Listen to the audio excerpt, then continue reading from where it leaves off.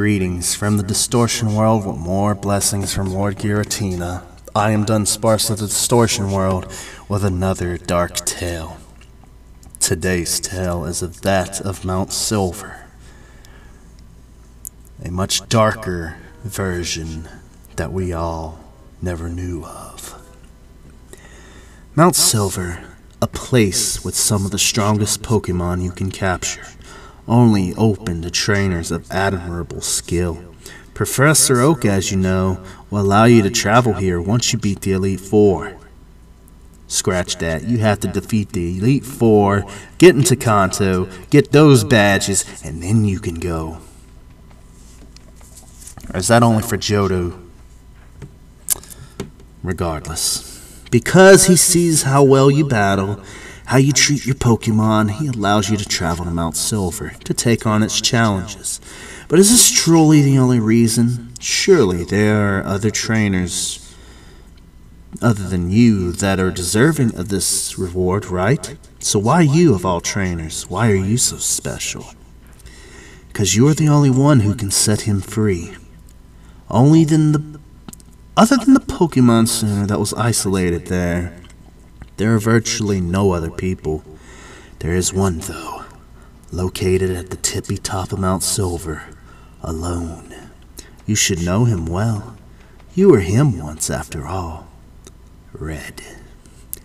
Red is a former apprentice of Professor Oak, receiving his Pokédex many years before you start your journey. After his travels, he, like you now, gained access to Mount Silver. After training there, he climbed to the top of Mount Silver and isolated himself from the rest of the world, training in solitude, losing contact with anyone and everyone who he considered worthwhile. He didn't call his mother, Professor Oak, or his rival, McDweebs McDouchebag, Blue. None of them had any clue what had happened to the boy. Any calls they sent to him were rejected or ignored. After a while, they gave up and stopped calling, but Professor Oak, curious at what happened to the boy, climbed up to Mount Silver, reaching its peak. It had been well over a few years since he had lost contact with Red. What he saw sent a wave of terror down his body. He saw Red, or rather, Red's lifeless body in a corner of the chamber. When Professor Oak checked, it was cold. He'd been dead for a while now, he shuddered. Why had it suddenly become so cold in the room? Was a Gengar there? He turned around, jumping backwards in surprise. He saw Red sitting on a rock across the room, staring at him with a blank expression. His amber eyes were dull, and red lines had formed under his eyes. He had been crying. With this, Oak turned to the body, to Red, to the body, to Red. How? How could they both be Red? Red continued to stare at him, and Oak could only stare back in shock and terror. He watched as Red removed something from around his waist, and Oak recognized it as a Pokeball. It looked aged though, cracked in places. Red, ever so silent, mouthed two words to the professor as he gestured towards the Pokeball. "Help me." The professor backed away a little, but stopped as he saw Red was not going to react to anything he did. "How?" the professor stammered. "How can I help you, Red?" Once again, Red gestured towards the Pokeball, and Oak finally understood. "I'll do everything I can for you, Red." Red smiled at him, silently fading until the professor could no longer see him. Over the next several years, the professor constantly searched for a trainer, one worthy of helping the poor spirit of Red. But no matter how hard he searched, no one, not one trainer, could do the deed. Anyone who did dare go to climb Mount Silver fled at the sight of Red's spirit. The professor was getting desperate, and in one last attempt, he consulted Lance of the Elite Four for help. Lance himself couldn't help, but he and Oak decided this. Before any trainer could be allowed entrance into Mount Silver, they must prove themselves worthy by defeating the Elite Four. This became the rule, and so they waited for the trainer that would be the one.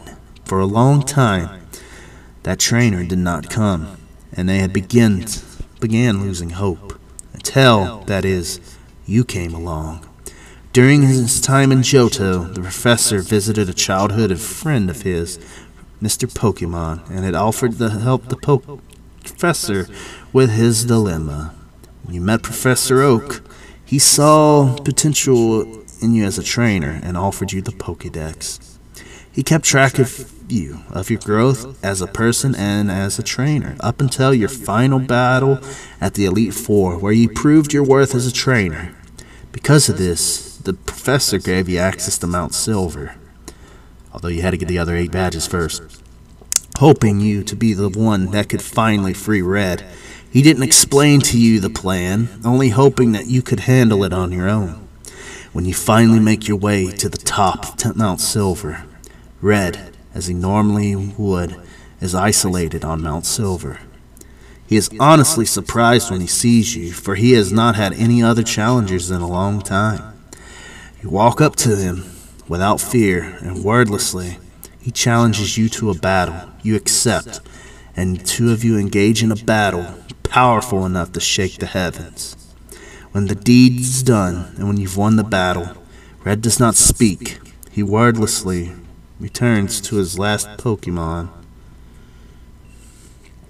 Afterwards, he is there for a brief instant before disappearing from your view, and he is no longer there.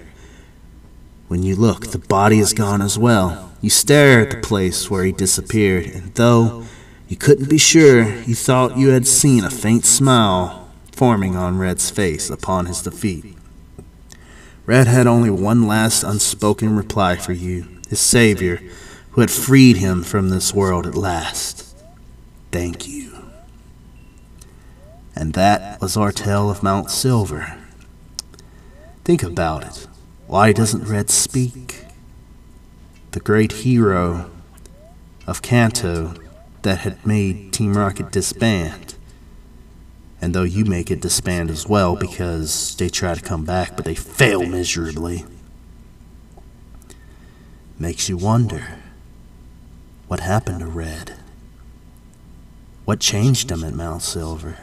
These are questions that will remain unanswered for quite some time. But anyway, I hope you enjoyed the tale. I am Dunsparce of the Distortion World, thanking you for your time. As Henri Sparce would say, take care, farewell, love from the Henri Sparce Army, Hell Dunsparce. Later, everyone.